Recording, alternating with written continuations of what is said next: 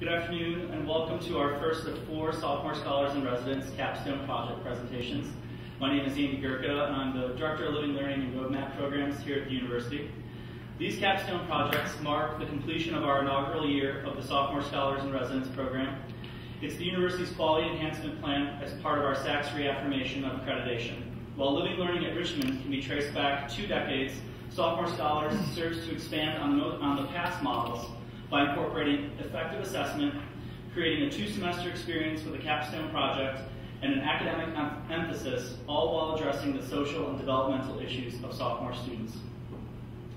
The SSIR can use to take the traditional coursework, reading and research in class, and add experiential learning by taking students into the community, across the country and the world, to connect all the pieces together to create these capstone projects. The development of the Sophomore Scholars and Residents program was truly a university-wide initiative of over 60 faculty, staff, administrators, and students from 2005 on. It is due to the leadership of Kathy Hewlett-Smith and the planning team, Steve Bissessi and Scott Johnson and the development team, Rick Mays, who serves as the SSIR faculty director, Joe Kent, the SSIR faculty advisory committee, Patty Murphy of Institutional Effectiveness, Provost Allred, and President Ayers, that the Sophomore Scholars and Residents program came to fruition. A few thank yous before we begin this afternoon to our first cohort of Sophomore Scholars faculty, who are Amy Howard, David Housen, Melissa Uten, and Rick Mays for being the first SSIR faculty. Their dedication, patience, adaptability, perseverance, while we were all learning on the job, was incredible. Thank you to this year's Faculty Advisory Committee, Kathy Hope, Joe Boyle, Scott Johnson, Bill Myers, Terry Price, and Erling Schobel for their guidance and work on selecting SSIR faculty. Thank you to Ashley Patterson and Institutional Effectiveness for implementing our assessment plans, and Kay McDonald, whose behind-the-scene work deserves so much credit for all of the details behind Sophomore Scholars. To begin our program this afternoon, I would like to introduce to you Mr. David Housen, the SSIR faculty member for opening nights. David Housen is the Arthur Zankel Director of Arts Administration at Skidmore College in Saratoga Springs, New York, charged with launching its new Arts Administration program for undergraduates. Prior to his current position, he was the Associate Director and then Interim Executive Director of the Maudlin Center for the Arts at the University of Richmond, where he also co-directed the university's interdisciplinary concentration in arts management. Recent graduates and mentees have held internships and positions at the Kennedy Center for the Arts, Disney Theatrical, Arena Stage, Goodman Theater, the Atlantic Theater Company, the Smithsonian Institution, and the Philadelphia Live Arts Festival, among many others. At the Maudlin Center, David was charged with increasing student engagement in the arts. He became involved with residence life as a President's College Fellow for Richmond College, where he created programs to bridge academic and extracurricular experiences and increase faculty interaction with students outside the classroom. He created RC Art Start, an arts attendance initiative focused on increasing attendance of arts performances by first-year men. At the Maudlin Center, he introduced Monday Night World Theater, an annual dramatic reading series of new and relatively unknown works. And as part of the inaugural Sophomore Scholars and Residents program, he designed a living learning community of students focused on arts administration. Before joining the faculty at the University of Richmond, David was the Associate Managing Director at the Yale Repertory Theater in New Haven, Connecticut. Previously, David also worked at the University of Richmond as a development officer and an assistant registrar. He holds a Bachelor of Arts and a Master's of Liberal Arts degrees from the University of Richmond, as well as a Master of Fine Arts degree in theater management from the Yale School of Drama. He is a teacher, mentor, guide, and someone who is dedicated to student success, both inside and outside of the classroom. His dedication to this program, the students within it, and its goals is unparalleled. Please welcome Mr. David Housen.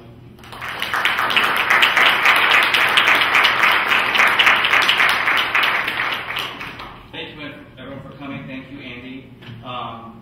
Welcome to something we've been building up to for over 3 years. This idea started about 3 years ago when the program came about. And I think the students will tell you that arts administration, arts management is not really a field that you know about in high school. Therefore, it's sort of perfect that it's a perfect program for sophomores who have been to college a year, sort of have had their chance to feel their way around a little bit and figure things out. I'm very lucky to work with an extraordinary group of students who are, as you can tell from their bios in the program, are from a totally diverse backgrounds. They have so many different interests. It's really very impressive. I do want to thank some people really quickly: Amy Howard and Melissa Uten, Steve Bissessi, Joe Testani from Career Development Center, who came with us to New York and lived through that experience. Rick Mays, Kay McDonald for organizing everything for us, and then Andy Gerber for just being there as a huge bundle of support. Been great. A little bit about the class. Arts management is not just the behind the scenes of the arts, but it's the behind the scenes. It's what makes everything in front of the scenes and sort of backstage happen. It's the supporting backbone that makes the artistic vision come to life. It includes marketing, fundraising, financials, tons of legal issues, development, and education outreach. There are numerous areas where we can go into. So we've had a fun year really exploring a very broad view of those things. Parts of the class included a trip to New York City. We met with people from American Theater Wing, which produces the Tony Awards. We met with people from recent alumni who are working in the field, which was very fantastic. We met with Broadway producers. We met with lawyers, labor relations attorney, very neat. Anyway, we had a really great time, which ended, of course, with a trip to NBC Studios hosted by Chris Hansen from Dateline. So that was really fun. But we were exhausted. So, a little bit about the project you're going to hear about today. The final exam for the fall class was for the students to create an arts organization. I gave them a certain set of criteria, divided the class into 4 different groups with 4 students each, and each one had to come up with an arts organization. Out of those 4 groups, there were some really outstanding ideas. So what you're going to see today is sort of a combination of the best ideas from those 4 teams. The class has been divided into a marketing team, education outreach team, an artistic team, and a management team, sort of to put it all together. So what you're seeing today is sort of the best of the best that kind of came out of that. We will take questions afterwards. Students will take questions. I'll take questions. So feel free to ask. Again, thank you for coming, and I'm going to turn it over to Alex Wiles. Thank you.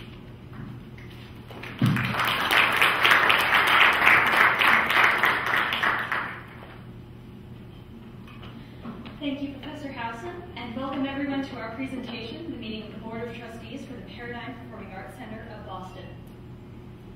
We wanted to start by going straight to the heart of the organization, its mission. While the creation of the mission statement was spearheaded by the artistic directors, which is a team that included myself, Alex Wiles, Jay Cargadon, Kim Thee Tran, and Jeff Weathersby, it was truly a collaborative effort involving all members from all departments. Paradigm's mission is to commission, present, and produce innovative and accessible performances of music, theater, and dance for the community. Paradigm also strives to revitalize the relationship between artist and audience through the use of its state-of-the-art, highly versatile venues. Paradigm is a cultural destination that provides an inviting atmosphere for dialogue, experiential learning, and personal development for artists and audience alike. Here to go in a bit more depth about our mission statement are Jay Cargadon and Jeff Weathersby. Thank you, Alex. The main way we aim to realize our mission is through our programming, through our innovative and diverse art forms that will tie in both visual and performance art together. Also, we aim to do this through our 4 venues, the Manning Theater, the William Connell Arena Theater, First Act Cabaret, and the Massachusetts Theater Lab for New Works. These venues together will strengthen the cultural, social, and economic conditions of Boston. Hey everyone, so some more specifics about our mission. One of our main goals is to develop new works, which we really are doing through our New Works Lab run by Jeff, and some of the adaptations that we've incorporated into our seasons. We have also want to create hands-on educational opportunities, which you will see through some of our programs, such as the Adopt a School program. And finally, we want to provide financial and operational support for the Paradigm venues, which will be seen in our strategic partnerships, such as with the Boston Globe, so we really have a foundation to keep our organization going. To talk is Kim Thee Tran about Boston. So you guys might be wondering why we chose the city of Boston to locate our Performing Arts Center. Well, Boston is a very accessible city with of a very ties with a very diverse population from diverse nationalities, socioeconomic groups, lifestyles, and ages. And Boston also affords us the opportunity for educational outreach initiatives because Boston hosts many schools, from public schools to large private universities. In fact, one of our artistic programs is sponsored with the Berklee School of Music. And also, Boston is one of the nation's economic centers, which provides us a great opportunity to seek corporate and individual sponsors. And also, Boston is a very popular destination for not only national but international tourists, because Boston is a very historic and cultural city. And so we figured that this environment would provide very good setting for our arts organization.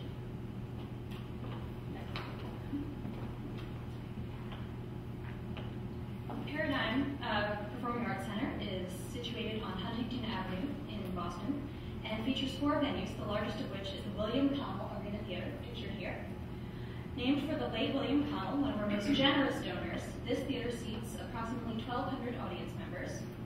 The space is one of the few arena-style theaters of its size and complexity in the United States and is home to performances of music, theater, dance, and opera. Theater on the round poses many challenges and opportunities for artists in staging of any production. With audience members seated at all angles, special consideration must be given to all of those perspectives so that the performance is not only visible but meaningful to all of our patrons. These challenges afford unique opportunities both for the artists and the audience to experience classical and contemporary work from new and unusual perspectives. I now have the pleasure of announcing the 2010-2011 season for the William Connell Arena Theater, which features Steve Martin's hilarious and provocative Picasso with a Lapanagio, which sets in motion a fictitious meeting of contemporaries Pablo Picasso and Albert Einstein in a French cafe as they stumble upon the connection between the arts and sciences. Followed by the blockbuster Broadway and West End hit, Les Miserables. For the holidays, we feature Tchaikovsky's The Nutcracker, which as a ballet is rarely, if ever, performed in the round. A world premiere of La Belle et la Bête, a new stage adaptation of Philip Glass's operatic alternate score to the 1946 French film Beauty and the Beast. Tom Stoppard's brilliant Arcadia, a play that shuttles back and forth between 2 time periods in the same room, in the same house, as characters research landscaping, literature, solve long-forgotten mysteries, and fall in love. Shakespeare's classic A Midsummer Night's Dream will transform our space into the Forest of Athens, complete with flying fairies. And an adaptation will end the season of Julie Taymor's Tony Award-winning The Lion King. William Connell Theater is, of course, only one of these 4 venues at Paradigm. Another is the Manning Theater, for which Jay Cargadon serves as the artistic director. So I'm the artistic director for the Manning Theater, which is more of an intimate setting. With only about 500 seats, it's for the more traditional types of works that we have. It's a thrusted and convertible space, so we really can work with the innovativeness of what we're trying to do. When I started thinking of shows for this season, I had one goal: to pick pieces that are well known, just a little bit different. In our mission statement, one of our goals is to present and produce innovative, accessible performances of music, theater, and dance for the community, which I believe my season does quite well. I have done this by taking some adaptations and some original works of well-known stories. I started off the season with Lewis Carroll's children's classic, Alice in Wonderland, which is an innovative adaptation which I believe is really accessible to a broader audience and can really make a profit for our organization. The next play I've chosen is an adaptation of Sir Conan Doyle's Sherlock Holmes, and if most of you have probably seen the new movie, I hope that this adaptation of the play will be just a big hit as the movie was. It should also bring a refreshing air of mystery and adventure to our theater. Our next play is a big hit for our holiday season, A Christmas Carol. This is a family favorite and should really bring in patrons of all ages. Our next work is Edward Albee's award-winning Who's Afraid of Virginia Woolf, which is for more of our avid theater goers, kind of a classic play, so they still feel that they have that traditional sense that they come to for our theater.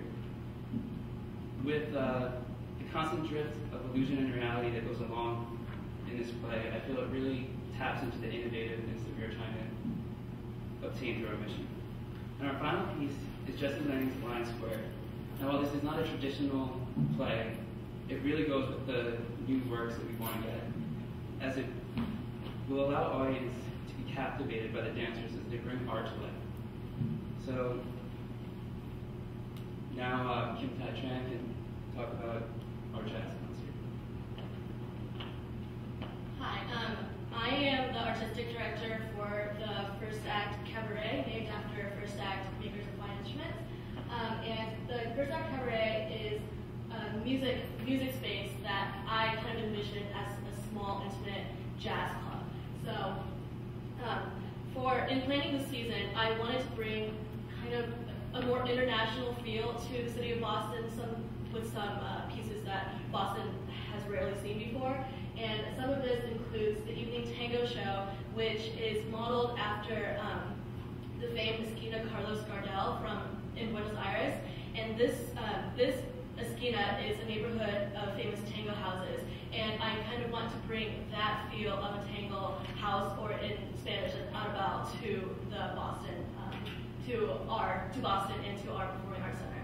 And the second kind of international piece we have is the Latino Music Festival, which is a 2-week-long music festival that combines Brazilian jazz music, Argentine tango, Spanish bolero, and Cuban habanera, to name a few. And we also have a few shows on the local level, including our local jazz nights, which is a monthly series. It was modeled after First Fridays in Richmond, in that it will take place on the first Friday of every month, and it features local jazz talent from the city of Boston. And we are hosting this series in partnership with Jazz Boston and the Berkeley School of Music. And then we also have a classical series, and that will be performed in our traditional theater, and that includes, that is a week-long series of Mozart, Chopin, and Dvorak. And finally, we have our Dancing with the Boston Stars.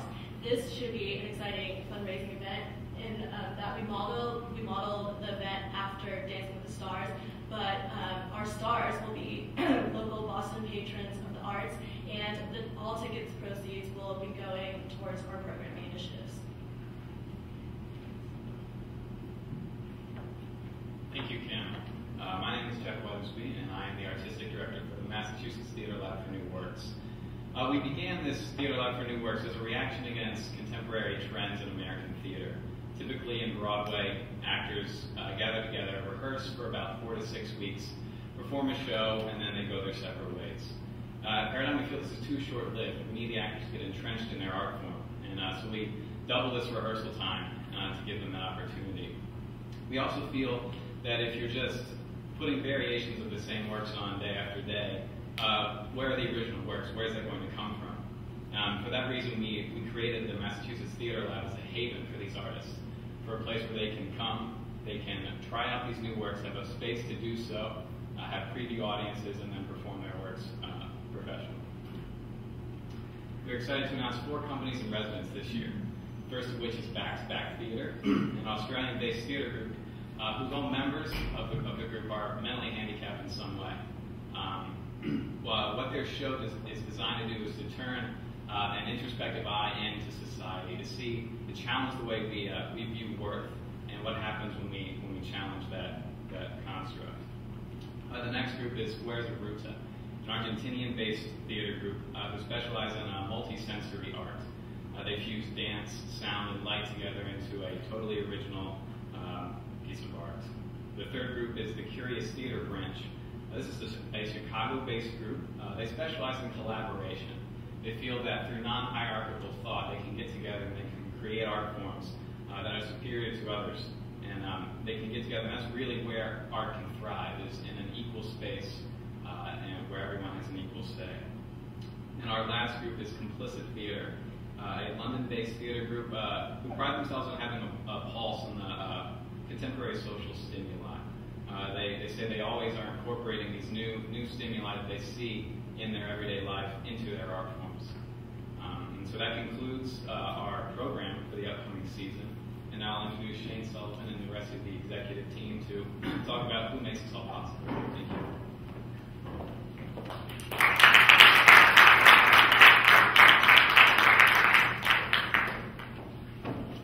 Thank you, Jeff. Of course, he's talking about our Board of Trustees, and I get to work with them pretty frequently, which is awesome because I just get to see such a diverse group of ideas and backgrounds, and watching these people bounce ideas off one another. The final product is just great. But today I just want to take a moment to talk about one board member that we want to give special thanks to this year and introduce two new members. This year we'd like to give special thanks to Mr. John Manning. He's the CEO of Boston Capital, the 5th largest owner of apartments in America. He's very active in both local and national politics, and through his support, continuous support of our theater, we've been able to again put on an amazing set of shows in the Manning Theater this year, so we just want to give him a special thanks. And now for our two new members, Mr. Scott Free and Mr. Johnson. Mr. Scott Free, who is a jazz professor at the Berklee School of Music. He got his bachelor's in music from Berklee College and then got his master's at the New England Conservatory. What's great about Mr. Free is that he really knows how to talk to people about art and really explain the power of art and what it can do for everyone. And so he's going to work with us on our educational and outreach programs and try and help develop them in the future. Our next new member is Mr. Edward Johnson III. He is the CEO and chairman of Fidelity Investments. He got his BA at Harvard College, so he's a local Bostonian. He's been in Boston for a long time. As well as running his company, he is very active in philanthropy and also is participating in the American Academy for the Arts and Sciences and a supporter of the Boston Museum of Fine Arts. So we're very excited to have him with us this year on the board. Next, Patrick Jones will be telling you about our great new strategic partnerships. Thank you, Shane. I'd like to take a moment to talk about several strategic partnerships we've developed in the Boston area, starting with the Boston Globe. The Boston Globe is the primary news source for Bostonians in the area, and through this partnership, the Paradigm Performing Arts Center will receive discounted advertising in the paper, as well as reviews from consistent renowned journalists in the area. We have press preview invitationals at the beginning of each month for the shows, and the journalists will be invited to come to these performances and get a first feel for the show before it's put on for the public. In turn, the Globe will receive publicity in each of our programs throughout the season, and copies of the Globe will be made available to members of the community in our lobby. Next, we have Sotheby's, which is an auction house company in the area. Through our partnership, Sotheby's will help to provide additional marketing for the Paradigm and support the Paradigm's annual silent auction fundraiser. In this fundraiser, there will be donated items from supporters, board members, and patrons, including pieces of art from local and world-renowned artists, and packages from supporting corporations, including Red Sox seasons tickets. In exchange, they will receive publicity in our programming throughout the season, throughout all of the different shows and all the different theaters. They will also be able to use our space throughout the year for several of their auction shows, and we'll be able to share that with them. And next we have the Recycled Paper Printing Incorporated. With this partnership, it'll help develop, strengthen our reputation as a theater, as an environmentally conscious organization, eco-friendly and progressive. They will provide us with eco-friendly paper at a discounted rate for all of our print materials, including our programs, marketing packets, flyers, etc. In return, the Recycled Paper Printing Incorporated will receive publicity on all of our print materials and through our major events throughout the year. And next, I'd like to turn it over to Jordan Stewart to talk about our corporate sponsors. Thank you, Pat. Well, our first corporate sponsor, as Kim kind of mentioned before, is First Act, and they're a musical instrument manufacturer based in Boston. They're especially supportive of our theater, and they support events in First Act Cabaret, which is why we named them the theater in their honor. Part of the company's mission is creating products that support the role of music and enhancing children's development. And they help us provide the enriching performance for the youth in the area. The second corporate sponsor I'd like to talk about is the Samuel Adams Beer Company.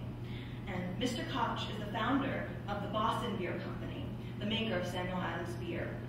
Koch and his family are lifelong supporters of the arts, and his company is the exclusive supplier of beverages in Paradigm. Last but not least, we have the Boston Red Sox. President and CEO of the Boston Red Sox, Larry Lucchino, and his franchise are dedicated to making a difference in the community. As the official sponsor of Paradigm's summer theater program, Mr. Lucchino, the Red Sox organization, and its players are involved in the numerous charitable organizations throughout New England, and they're going to be helping to recognize the artistic entertainment as well as the athletic entertainment. Now I'm going to turn it over to Kim, who's in charge of gift prospects. Nice. For our gift prospects, we have 2 individual board members and 1 corporation based in the area. First is Margaret Connell. Ms. Connell is chair of Connell Limited Partnership and widow to the late William Connell. An honorary board member, she continues the philanthropic ways of her husband. The Connell family has always been passionate about arts and increasing the accessibility of art in theater in the area. And they've been incredibly devoted to Paradigm, and the arena was recently named in honor of the late William Connell. We're hoping to receive a landmark gift from Margot soon in the future. Next is Matt Damon, the noted actor, writer, and philanthropist. He's served several theaters in Boston and has been especially devoted to bringing art to the young and underprivileged. He's been very devoted to Paradigm, recently so in the past several years. We hope that in addition to the generous time and service he has given, that Matt Damon will soon bring a landmark gift to the Paradigm, making it more accessible to all and more incredible to those who come. Lastly, we have Boston Consulting Group. BCG is involved in several initiatives to further art and theater, both domestically and internationally. The company is based in Boston and is interested in increasing its involvement locally. They have been working with Paradigm over the past year to learn more about its programs and given small donations, but we are expecting a larger scale initiative to come from our newly strengthened relationship. Next up, we're going to hear from marketing, starting with John.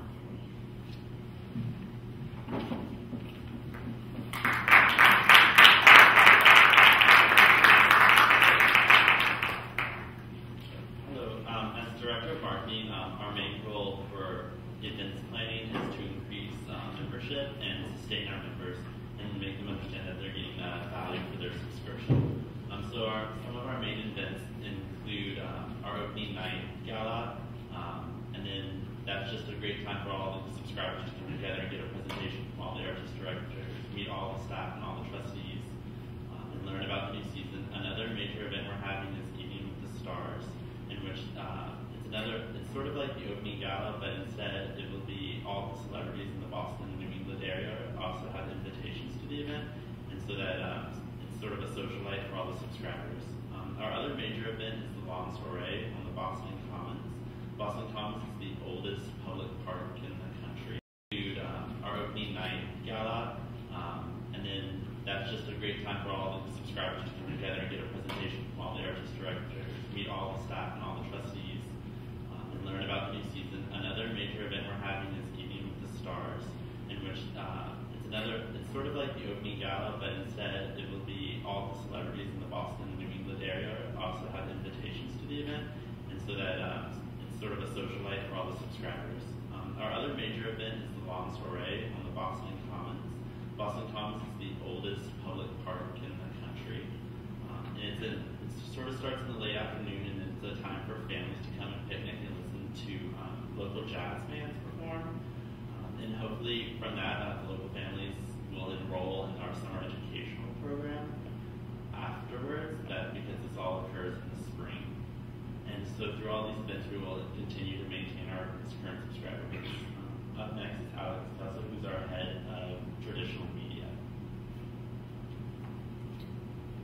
Well, the idea of traditional media has become a fairly recent term with the introduction of the internet and other forms of new media in the marketing world. In an effort to stay current with our audience, our prep materials reflect the mission and direction of our organization as a whole.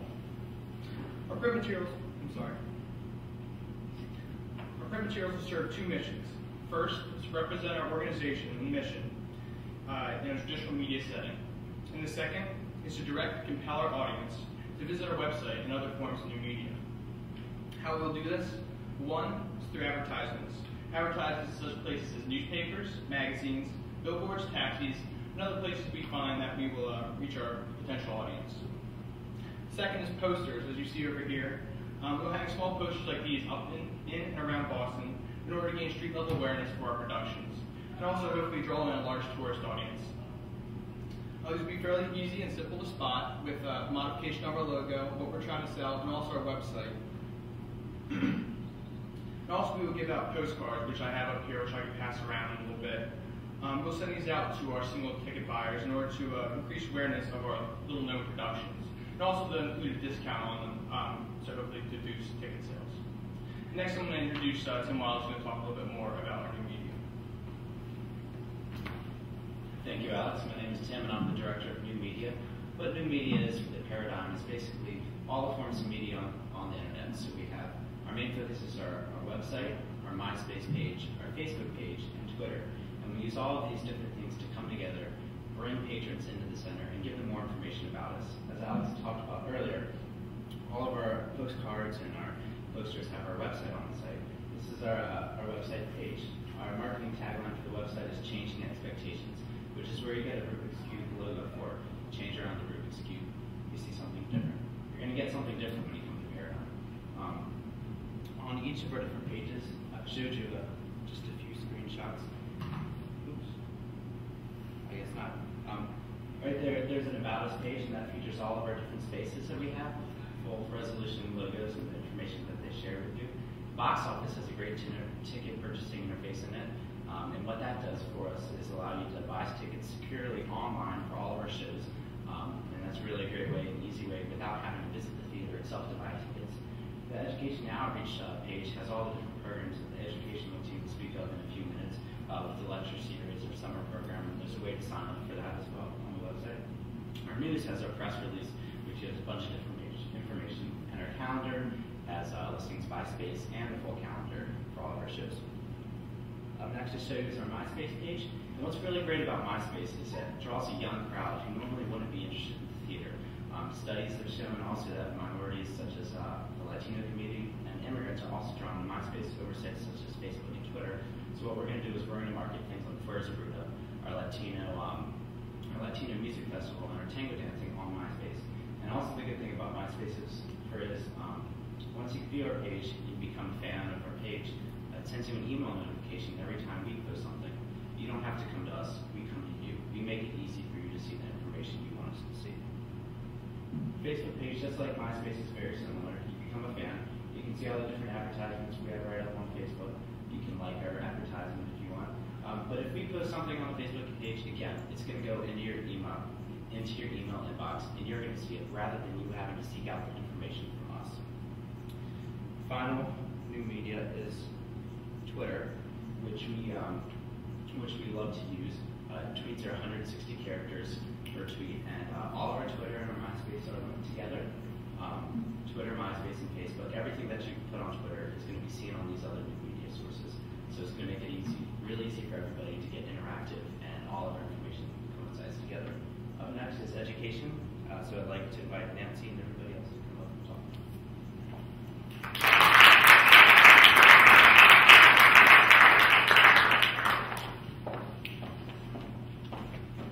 Thank you, Tim, and welcome again. My name is Nancy Angelica, and I'm a member of the Paradigm Education team. Education is a critical part of any performing arts organization because ultimately it's the patron's experience that provides the stimulus to perpetuate any kind of an organization, especially new patrons and young people. That is why we have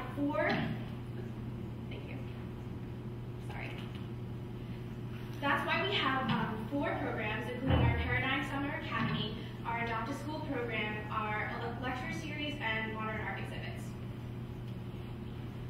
The Paradigm Summer Academy is a program for students ages 8 through 18. As they work both on and off the stage, participants will be engaged in the important components that lead to a successful performance.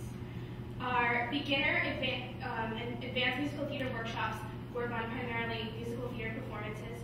For the beginners, it's more of an introduction to what the stage is like and different kinds of music and dance that they culminate in a review-like production at the end of their 4-week period. For the advanced students, they're given the opportunity to compile a full musical, Broadway musical performance in the time constraints of 4 weeks, which is a taxing production. We also have our Young Artist Workshop, which is for artists of all kinds, including dancers, actors, and musicians, and they have the opportunity to work with professionals who are members and performers in the Paradigm season throughout the year, and then they put a capstone piece together at the end of the 4 weeks. We also have our Behind the Scenes Workshop for students who are more interested in the artistic work that are behind the stage, including makeup and light and costumes. So that gives them a chance to work with our 3 other workshops so they can put together their interests there. We also understand that there is a performance, but that is what, a fee for all of these programs. But that's why we are proud to have the Boston Red Sox as one of our sponsors to help alleviate any cost concerns for those who are qualified. I'm going to turn it over to Anna, and she's going to explain to you how we're involved in our Boston community. We have a very exciting program called our Adopt a School program, sponsored by First Act. And our Adopt a School program is designed to help teachers in underserved districts of the Boston region find new ways to inspire a love for the arts in their students.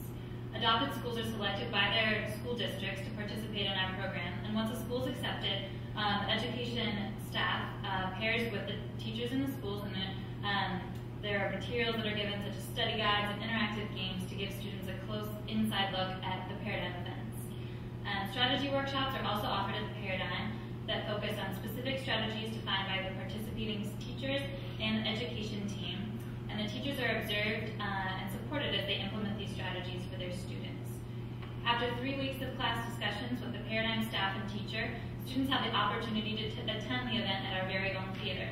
The classes stay after the event for a talkback session with the actors and the education staff to enhance their experience of the play.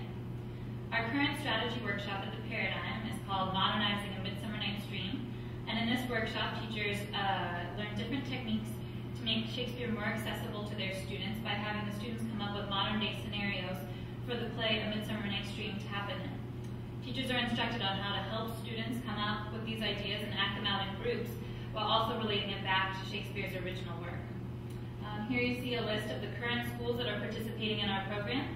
Schools are selected because they focus on serving foreign students, students with disabilities, and students whose families fall below the poverty line. Here to tell you about our lecture series is Stephen Jones.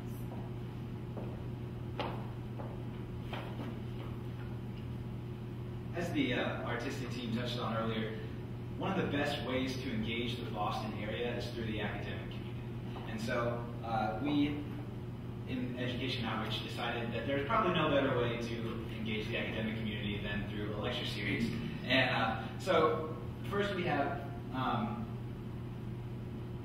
Natalie Miebach, who is the current visiting artist in residence at Amherst College.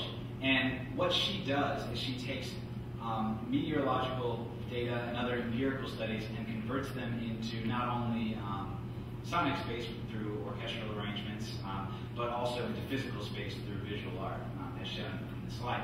And the reason we're bringing her in is to tie it with the showing of Picasso at the La Pen Agile, because that show stages the meeting between Einstein and Picasso, which is the meeting of art and science, which we felt she was a very, very good representation of that. After that, we invited John Ebig, who is Dr. John Ebig, who's the Director of Research at Brown University. He is a specialist in a Balinese art known as topeng. Topeng is a puppetry and masked art form that inspired Julie Tremor with her production of The Lion King. And we believe that not only is this a very fitting way to engage the academic community, but it also would explain to the broader audience why The Lion King was so successful, where it derived its beautiful imagery from that it's known for. And our final lecture will be Cindy Marshall, who is a storyteller in the New England, and all of these lectures, by the way, are all from the New England states. And Cindy Marshall is a storyteller who has a specific talk called A Look at Point of View. And the reason that this is important to us and the reason we wanted to bring her in was for our showing of La Belle et la Bête, which is a very, very old story that has been passed along through folklore and through the storytelling tradition. And so we believe that she would be a great addition and a great add-on to this, to our production, because she discusses how storytelling, through not only through film, which would be related to the animated production, but also verbal storytelling, how these art forms contribute to the changes in the story over time. And now I'll pass it on to Omari Bailey. Good afternoon, everybody. Part of my responsibilities in education outreach was the visual arts component, and what we decided to do was, since we had an open space in our Performing Arts Center, was use it as a gallery. The idea behind this was to team up with the ICA, Institute of Contemporary Art in Boston, to display artwork that is somehow related to the productions going on in the theater. What we decided to do were to have Gallery Thursday, which are walks which are led by the ICA docents, who will talk about the various displays that relate to the productions going on. And all of the art gallery are based on the displays from the Manning Traditional Theater.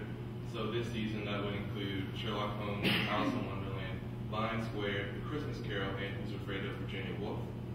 And this will take place once a month, the first month of the production, and would be held on Thursdays. Of course, Paradigm strives to revitalize relationship between artists and audience, which is stated in our mission. So we added our own twist to the Gallery Thursday by making the experience more fun and dynamic for our patrons and audience members, by having the actors take part in some of the walks or the artists themselves showing up to discuss their own works. We didn't want to limit this to just the ICA, so we made it open to the general public by allowing for submissions from local artists who had artwork that could somehow relate to Alice in Wonderland, perhaps. And we placed an ad in local paper, asking for the submissions. They would send in photos, and we would select the art that we felt best displayed something in relation to the production. This program is also free and open to the public to take part, because again, we want to reach into the community and make sure they feel part of the art and part of our theater, which is part of our mission. Of course, we're still developing and establishing new things, and we have a 5-year plan to kind of establish and to grow and to strengthen our Performing Arts Center. And to talk about that a little bit more is Mr. Jay Parkins. Thank you for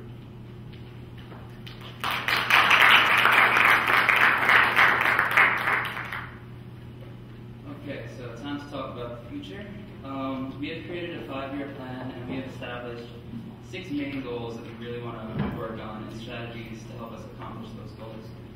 Our first goal is to ensure quality programming, which means to keep providing accessible and innovative programs. Our strategy is to continue to create programs such as Alice in Wonderland, have our workshop, have our labs, and also have programs like Lion Square. We will also hold an annual think tank in which we have the best of the business to really sit down and decide what our seasons are going to consist of and how we will continue that high quality programming. And now, let Jeff speak of goal 2. Thank you, Jake. Let me elaborate a little on what we mean by develop stronger audience and artist relationships. We aim to do this through our artist in residence and ensemble in residence programs. That's when we bring in an internationally or regionally famous artist to come in, be with us for a year, create art with us, and establish Boston as a destination for the arts. Through this program, we aim to integrate and engage the community with the performer. Because at Paradigm, we feel that art is simply not a presentation or demonstration, but it's a collaboration and a dialogue between the artist and the audience.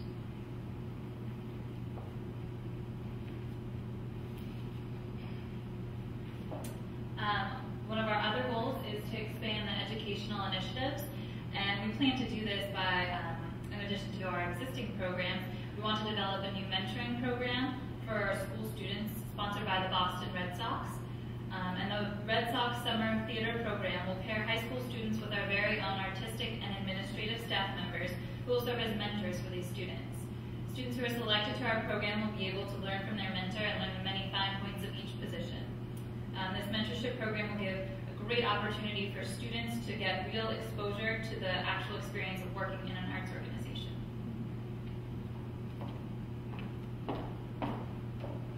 Volunteers are essential to any nonprofit organization, so it's part of our plan to increase and maintain an active volunteer base. We're going to do this by establishing regular training for new and current volunteers, as well as give them a discounted admission to any show of their choice. And we also hope to hold annual appreciation programs to celebrate volunteers and their service.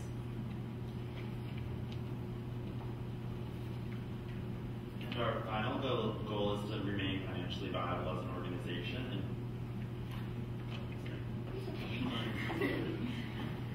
And our other important goal is expanding the Board of Trustees. In order to support our growing organization and our increased involvement in the Boston community, we plan on increasing the board both numerically and through the diversity of our board members themselves. Spearheaded by the nominating committee of the Board of Trustees, this effort will involve all current board members as well as the senior management in the identification, recruitment, and securing of board members who can contribute both fiscally and through volunteer leadership. We're going to gradually expand our board in 5 different stages by adding for the first 3 years, we're going to be adding 3 new members a year, and then for the next 2 years, we're going to be adding 2 new members a year.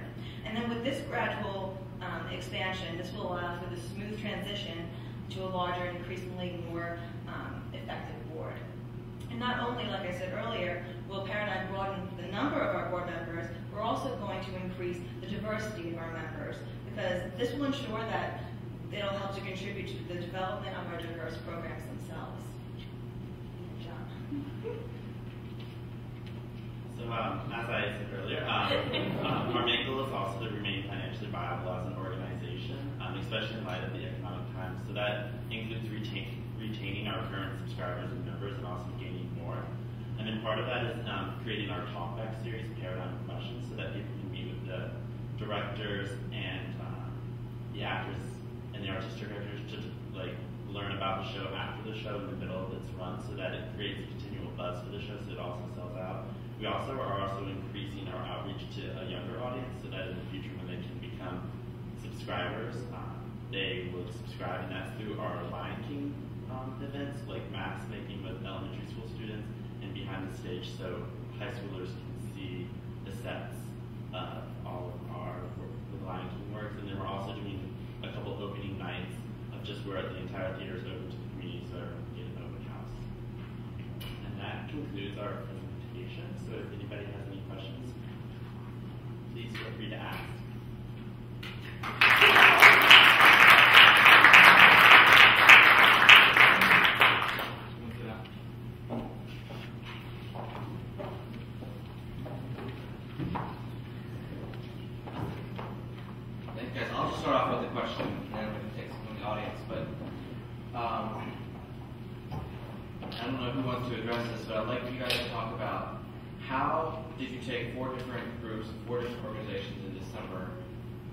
Streamline them and make decisions, especially with 15 very unique individuals and personalities, and come up with what you've come up with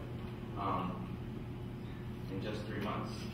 I don't know, our first class was over Skype in January, and I presented the assignment, and I just got like faces, like how are we going to pull this together? So, but you did a nice job, thank you. But someone will talk about how did you decide which way to go, what directions to pursue, and the breakdown of responsibilities.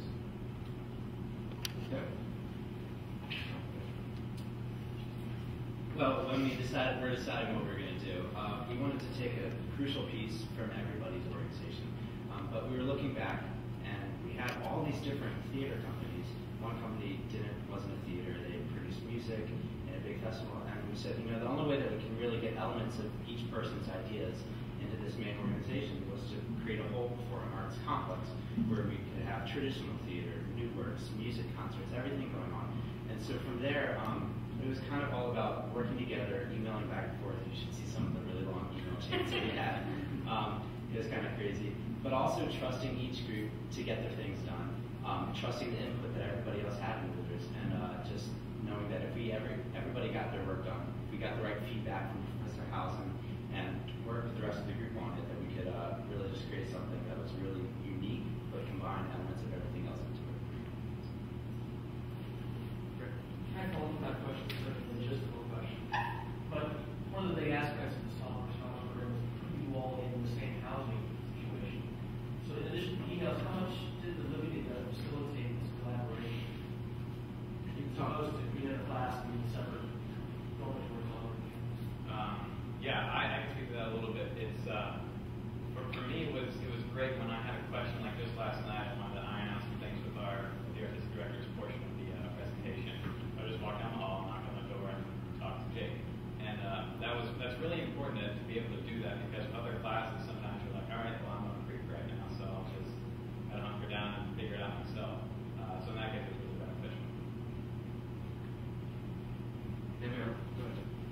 What did this cohort experience, it sounds like it was fairly intense, what was the added value of that compared to what your fellow sophomores were experiencing this past year?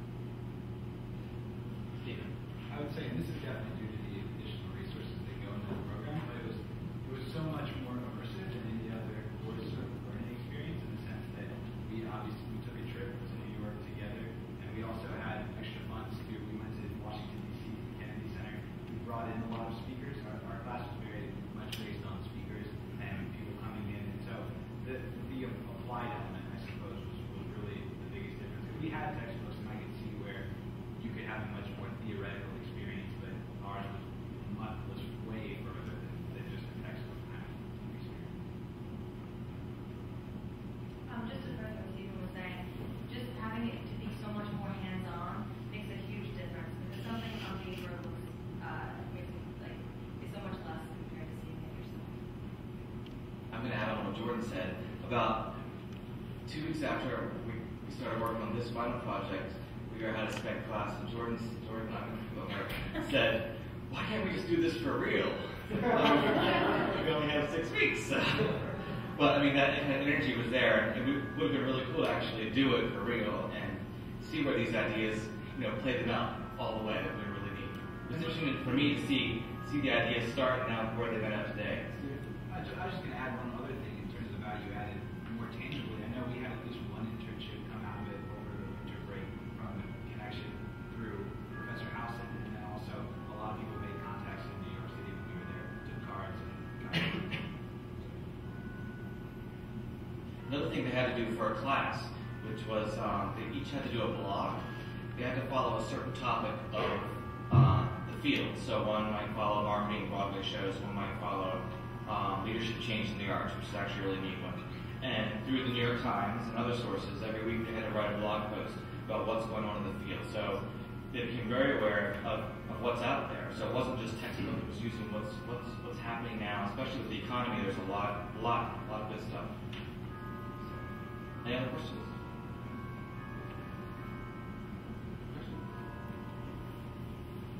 Great.